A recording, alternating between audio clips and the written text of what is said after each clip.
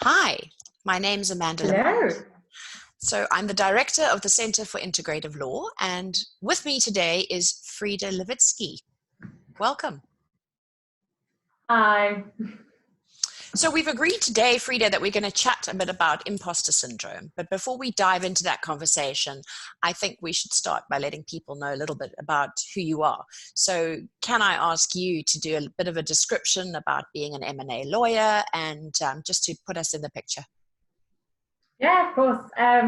So I am a mergers and acquisitions lawyer. I have worked for an international practice for 15 years, both in-house and in private practice. And I've worked across the globe, Singapore, Hong Kong, over in Asia, through Dubai and back to Geneva.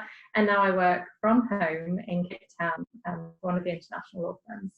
I also have a separate company called Braving Boundaries, which specifically provides life coaching for legal professionals to help them navigate their way through the legal world and all of the issues that rock up in that environment.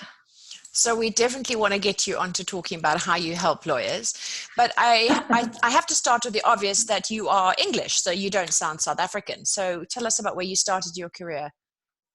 I started in London at Norton Rose, which was my first main employer, and started there for 2 years really, and did part of my secondment over in Hong Kong. Came back to London before I headed over to Singapore and did 5 years, I think it was there. But I qualified as an English lawyer and did my LPC, my training contract in London. Okay, so we decided definitely that the focus of today is talking about imposter syndrome. And I'm guessing if you're anything like me, that you had some imposter syndrome, probably maybe starting during your law degree, because a lot of the students that I'm talking to, it starts already then about feeling like maybe everybody's a bit smarter than me and, deserves to be here more than me. And then definitely it hit really hard when I got my first job, which we call, doing articles as a candidate attorney in a big firm. And yes, I was convinced everybody was going to find out I knew nothing. So tell me from your perspective, did the imposter syndrome, did you have experiences of it at university, or did it only start when you started work? So my, yeah, I think it probably was at university when I first entered there. So I was, so imposter syndrome is where you feel phony or a fraud, and you think that your competency and your capability is going to catch you out at some stage, and people are going to see that you're not really who you say you are or as capable as you think you are. And my first experience, I suppose, was actually when I left school to go into university, and I was like top of my class as I got what did I get? 2 A's and 2 B's at A level. I'd done really well. And I walked into university and I was nowhere near the top of that class anymore. And it was pretty scary, to be honest, because I was questioning how I got here. Was I capable of being a lawyer? I mean, never mind going through law school. What was I doing here? And I was genuinely quite worried about my position. Was it luck? Was it just pure luck that I'd managed to fluke the interview to get into Warwick University, and how was I going to manage to get my degree 3 years down the line? And so what did you do at that stage? Because I'm presuming you didn't have a whole lot of tools, or coaches or people helping you then. So how did you, or did you just muddle through? At that stage, I think my family has always told me, work hard and you will become successful. And I have carried that 100% with me through my adult career. And so I worked hard and I studied and I studied and I studied. And I laugh at that because I hate exams. And so when it came to exam time, I used to overwork. I used to know those books back and back, from front to back. And I used to still go into those exams thinking, if I get through this, it's going to be sheer luck, because honestly, I don't know what I'm doing here. And I got into those exams, I did the paper, I came out and went, oh, that was okay. Oh my goodness, oh my goodness, oh my goodness, whichever version it was. But, generally it went okay. It was never great. I didn't want to jinx myself, but it was okay. And I remember chatting with my friend Erin actually and saying, yeah, it went okay. I was really lucky with the question. Now, quite frankly, any question could have come up on that topic, on that subject. I should have been fine because I had done the work, but I still attributed it to luck rather than my competence. So I had exactly the same thing. I understand what you're saying. Whenever I did well, I thought that it was just that I'd been really lucky. And that the paper had obviously been quite easy this year. I had such difficulty with actually ever taking in my achievements.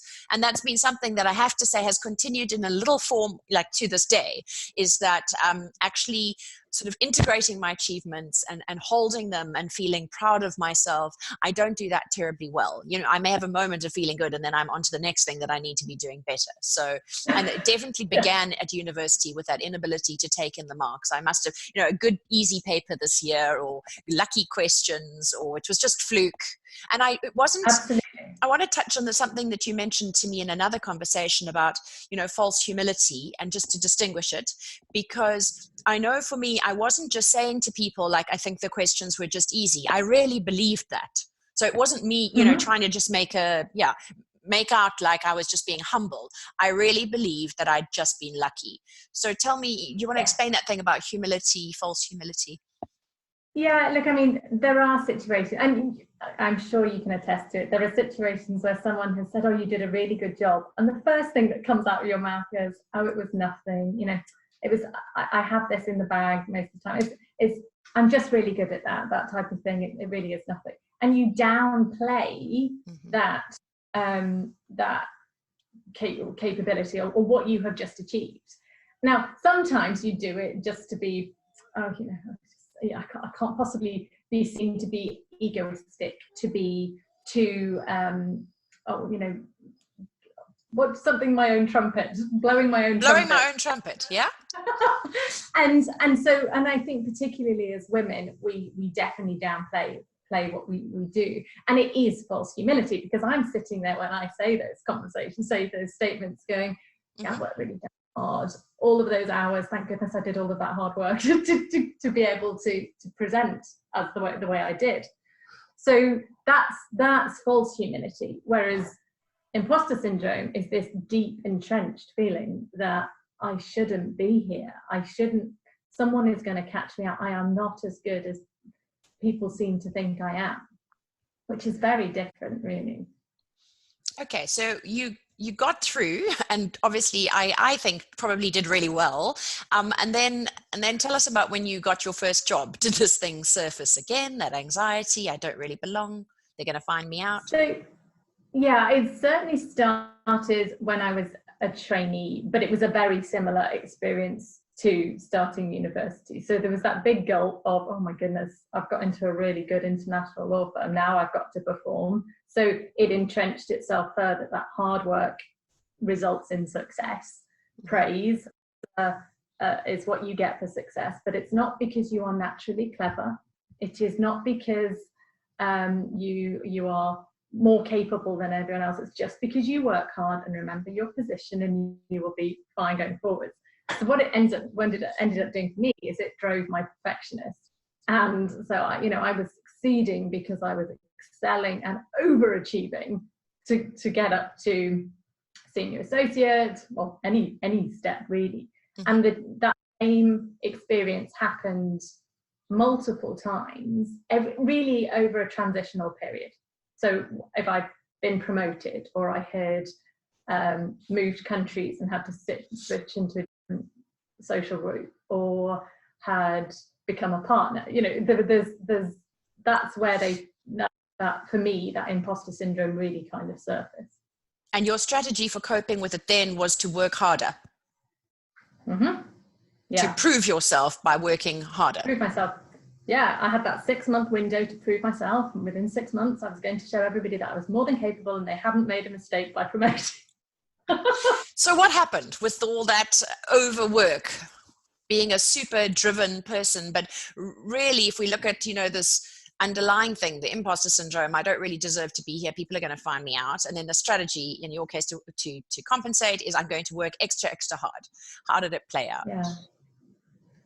I burnt out, if I'm truly honest. I ended up being, my health suffered. I ended up with pneumonia, and I got bird flu, gosh, when I was living in Singapore due to exhaustion.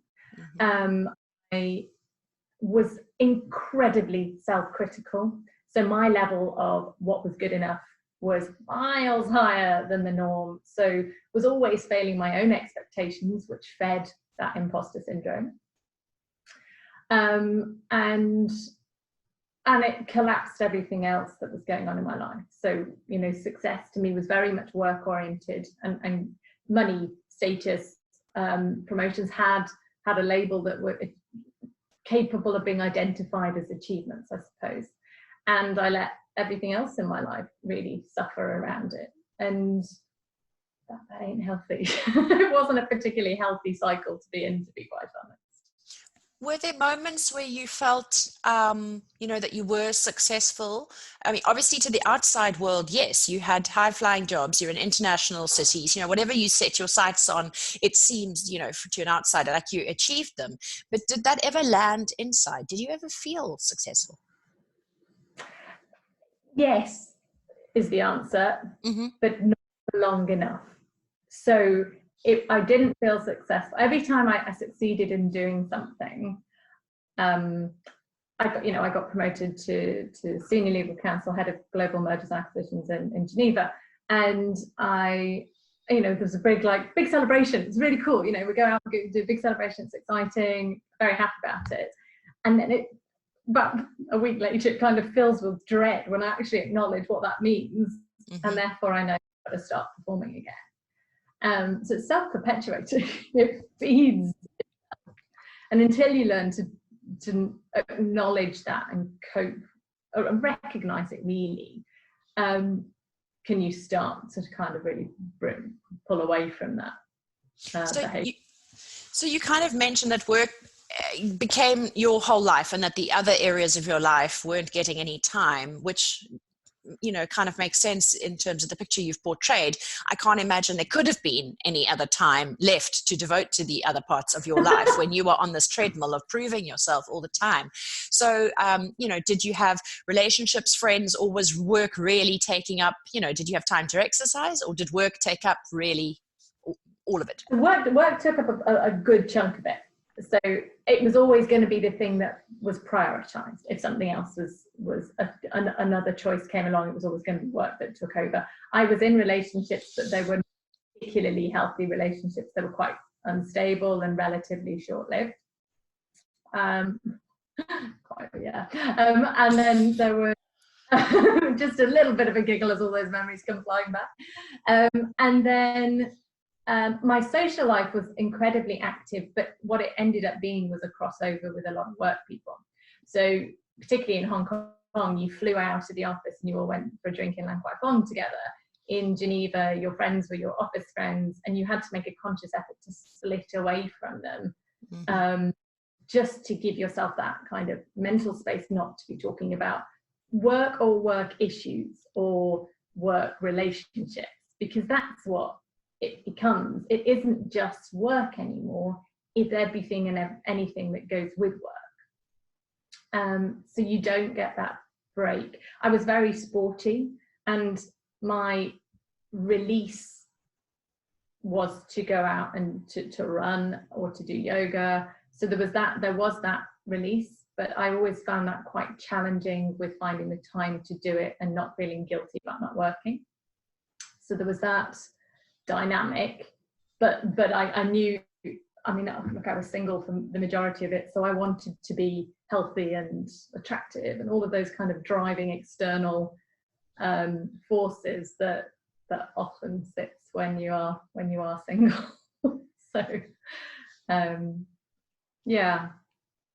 Work would have been the priority. So I know that your life is quite different today. And I mean, you mentioned already that you coach other lawyers as well as being a lawyer yourself. But what changed? What brought you to a point of actually going, this is enough, and being forced to or choosing to change your life? So I went in 2016. I quit my job, and I took a year out. And I'm not saying that this is the only way to get over it, but for me, I needed to extract myself from that current situation, which I had been in for far too long. And what that gave me was a chance to go. I wanted to travel. I wanted to feed the other parts of my life that I hadn't looked after. And during that time, whilst I was traveling, I was doing my yoga teacher training, I was volunteering for a charity, which is what brought me to Cape Town. I realized that I actually was a good lawyer, and I enjoyed being a lawyer, and that I was good in that I was compassionate. I could really succinctly describe difficult concepts very easily and simply to clients and to friends. And I liked that interaction with clients. I liked helping people. And these were all values that and competencies that I started to recognize that not every lawyer had, but these were what made me a good lawyer. And I started to own those. I started to value those. So when I went and pitched to become a partner down here in Cape Town, I stood behind them. So yes, it was scary going in and saying, this and this, but I'd done the research. I didn't over research, but I'd done the research. I'd worked out what the market was. And I went in and I pitched, and I stood behind all of the things that were going to make me a good partner and why I was going to be able to bring in clients. And it worked. And then I built, that same imposter syndrome moved forwards. It was there. It wasn't not there, but it was manageable. It was talked to. It was acknowledged, and went, just remember all the things that you've already done and all of the skills that you have. This is why you're going to be okay. This is why you can move forward. So I have to ask, did you get any help during that year, now that you'd moved to Cape Town and then you decided that actually I am a good lawyer, all the things you just mentioned? I'm curious if you reached those conclusions on your own, having that space and perspective, or did you get some form of help? So I did. I had two forms of help. I had counselling, which was to deal with my historical issues.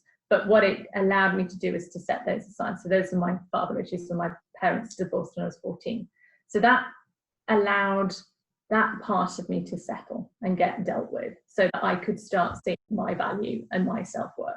So that's a slight aside. What helped me move forward and to start owning my value was I did a coaching course when I was the client, not coach training. And I thoroughly benefited from coaching. And it was an online course. I did the work, but it was a lot of self-reflection. I did a lot of reading. I met Brene Brown, a huge fan of Brene Brown, and she really she just hit home, and I was like, I get this a lot of crying, a lot of trying to kind of shame coming through, and a lot of what was I doing with my life? I love Brené Brown, and I think she's a breath of fresh air for lawyers, because lawyers are traditionally allowed to be vulnerable, and all of her work is on vulnerability. And I think we work in a profession where everybody's absolutely trying to avoid being vulnerable at all costs. Yes. And that's, I think, having listened to Brené Brown, I realized that, so I had been told throughout my career, oh, you need to be more mysterious. You can't wear everything on your sleeve. You need to have some, this mystery around you, so people don't know everything about you. You need to be more, unaccessible. And I just remember thinking, I have never been any different as a lawyer. I speak to my clients the same way I speak to you. I speak to hierarchy the same way as I speak to a junior associate. I've never done that. So I've always been authentic, because I have taught to be authentic by my parents. And it was always a criticism that I got from certain people in my career. How dare you be authentic criticism. Yes. And also, it really does not sit hierarchy being authentic. Yes, which of course, when I say that, how dare you be authentic, I mean, that's what I would be calling it. It's certainly not how the people who were criticizing you would have labeled it, because they wouldn't No, have recognized that that was no. anything to do with authenticity. So how did it come across? What was it perceived as that you were doing wrong when you spoke to That people? I was too open, I was too chatty, I was too gossipy, I was too, everybody knows your business. You should keep your personal and your professional separate. You shouldn't be talking about those type of things in the office. You shouldn't be talking to those people. There is a hierarchy that you should be going through before you talk to those people. And I was just like, no. And I mean, like, you can ask anybody. I've not been very good with hierarchy for most of my life, but I just believe everybody is equal and deserves the same level of respect. So just while we're on that subject, I want to ask about, is there a value to having a work persona or the professional mask? In terms of what you just shared, I'm curious to hear your take on that. I am literally writing an article at the moment about showing up as the lawyer that you want to be. And my view is no. I think that you should be, there should be values that you attribute, to every situation in your life, and that, respect, honesty, normal attributes that you put towards a relationship. But I really don't believe that you have to be somebody different as a lawyer to the person you are in real life. And I think it ends up catching you out when things start to go wrong. Because when you try and bring in authenticity and vulnerability later, because you naturally do, once you hit your 30s and your 40s, you start understanding that, oh, there's a whole inner world and external validation doesn't matter. But if you've had this suit of armor on for your entire career and you suddenly start changing, it's going to start pulling you in different directions. People are going to react differently towards you. It's going to have a much greater effect later down the line. So all my research shows exactly the same thing, and all the lawyers I've spoken to over the last 10 years, is that during our 20s, it is kind of natural to put on a persona, because you are trying out who you are in the world, and you may work for different places, and you kind of adapting yourself, and that there is a level of that being quite normal. And then when you move into your 30s and you start becoming more integrated and in touch with who you really are, at that point it becomes unhealthy to wear a mask. The persona, having a separate kind of, this is who I am at work, and now this is who I am at home. And that if you keep doing it into your 40s, that's when you really do hit troubled waters, because you now are splitting different, instead of becoming a more integrated person, you're doing the very opposite. You're keeping everything split off. And I have found for women who have children that it becomes particularly difficult, because there's all sorts of changes, even psychologically, that happen, and that make it very difficult to keep trying to put on a mask and be somebody else when you go to work. So yes.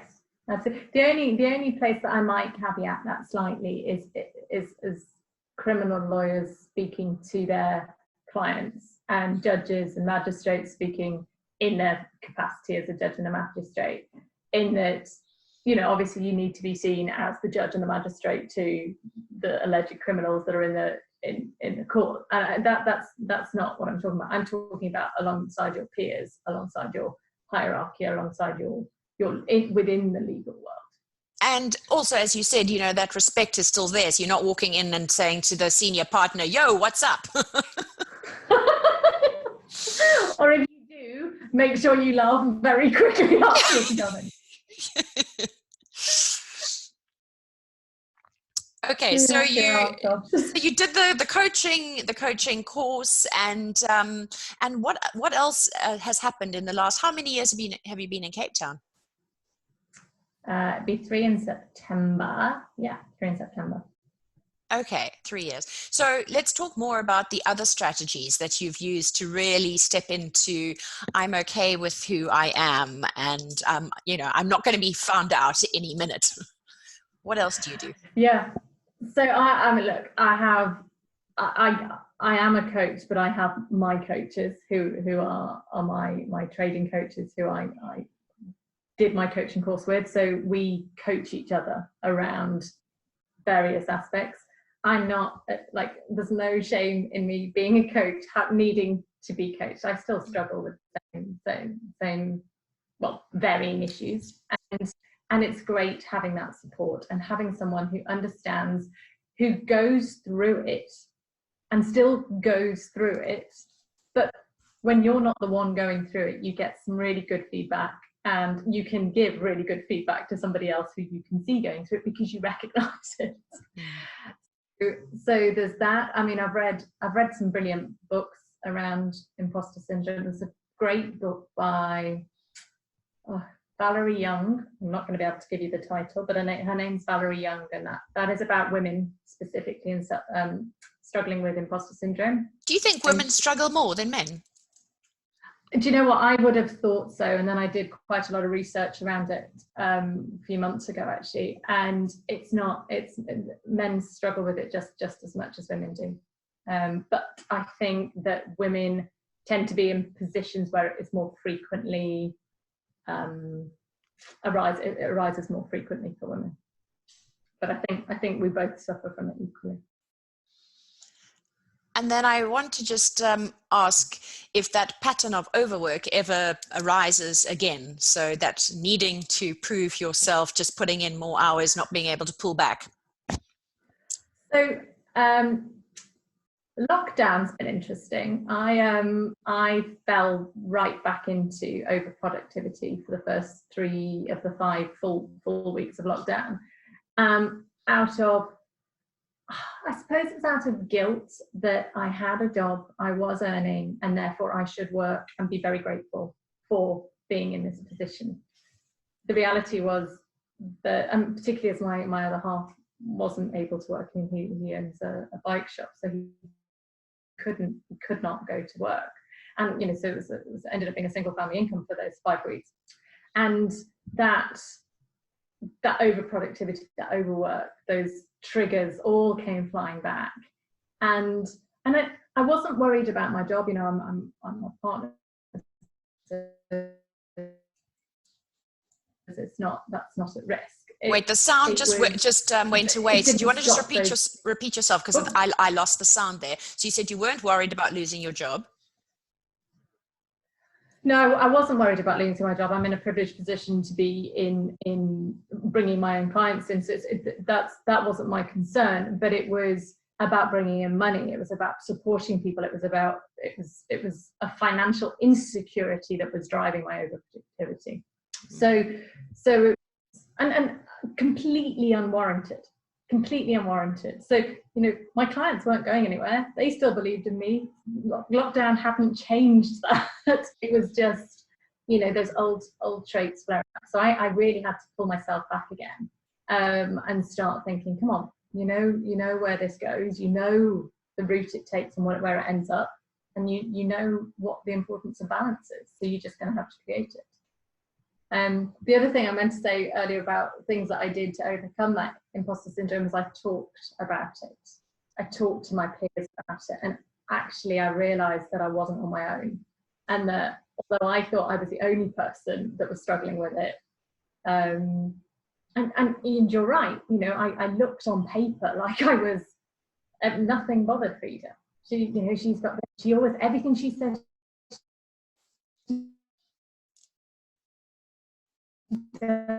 true, but it doesn't come without that fear and that I'm going to get caught soon. I'm really going to get caught.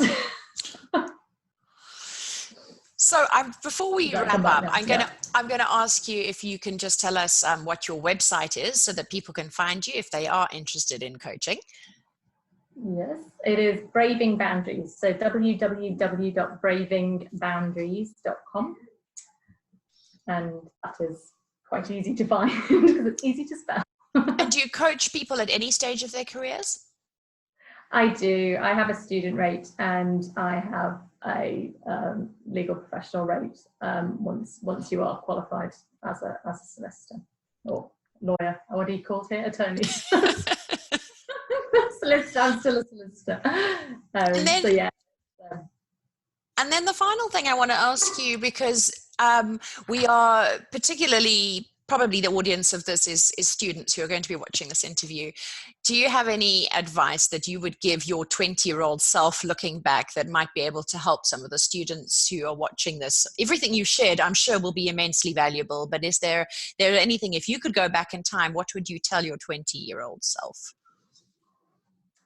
At a time, that's a really good question, actually. I was going to say, at a time when you are really starting to wobble and you feel like you are an imposter, I'm sorry, that's my dog.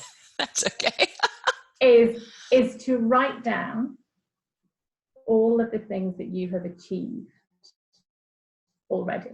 All of the things, all of those hurdles that you've already crossed, and write them down. And do not start taking away their value by going, I don't know, I climbed the Matterhorn. Oh yeah, but it was only because I was really lucky with the weather. Just write them down and look at those achievements and start what you've already done. Okay. So that would be my biggest piece, because I think you start to own your achievements earlier. Yes, and as you said, actually carve out the time and stop that spiral of when your thoughts start spiraling into the I'm not good enough. So I actually, when I was still doing articles a million years ago, I took all the good feedback that I got from the various partners that we had to work for, and some were like not very nice to you. But whenever I got a good piece of feedback from a client or from a different partner, I put them in a special file, and I kept it like underneath where no one could see it in my drawer.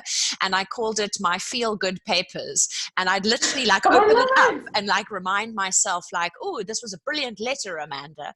And I still remember the one because I wrote a really fierce letter in a litigation department, and my boss wrote, go get him, Tiger, or something, because it was quite a fierce letter. And so I still remember that one, and he still calls me Tiger, which is a little strange, but you know, from that day. And you know what, it's a practice that I continued later into my life, and I still have it's a box now, but I put all the wonderful letters or compliments or testimonies or whatever in that box. And I have to say it's been very useful, even now when I'm having a wobble, you know, in my career, or I'm changing or putting in for a new project or something, I open my box and there are all these wonderful things of people telling me that I'm wonderful. And I honestly, I have to read them again because I don't hold those things inside me. So other people might think that's boastful, and in the beginning I thought, you know, that's a bit embarrassing to admit that you've got this box, and now I'm like, it's what I need to remind myself that I'm actually quite awesome, because I do forget. I think that's wonderful, and having those people, your memory will naturally remember some of those times as well, in that kind of really significant points where you've gone, gosh, that was such a yes, but I need to really own that, and that's a lovely box of treasures. Thank you so much for all that you've shared. I'm sure it's going to be incredibly vulnerable, important to everybody, and for just being so vulnerable with us about the journey. And you know, my mission is for us to just demystify stuff, because at the moment when I look at profiles in magazines of successful lawyers like yourself and all the legal magazines, they have these bios that just show, you know, work there and had this illustrious, you know, career, and it all looks so effortless. And in a way, I think it feeds into the idea that there's something wrong with me. Look at all these people, you know, it's easy for them and I'm different. And so what I hope to do with these series of interviews is to like get below that facade, that veneer of perfection and illustrious careers, and go like, was it hard? What happened underneath? So thank you for being part of that. Well, thank you.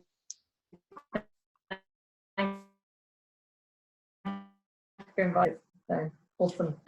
And I apologize for any of the internet wobbles. We don't yet have fiber. And so, yes, there are areas where our voices have faded out, and I hope that people can still hear us. Thank you so much, Frieda. We'll talk again. Cheers. Thank you. Bye.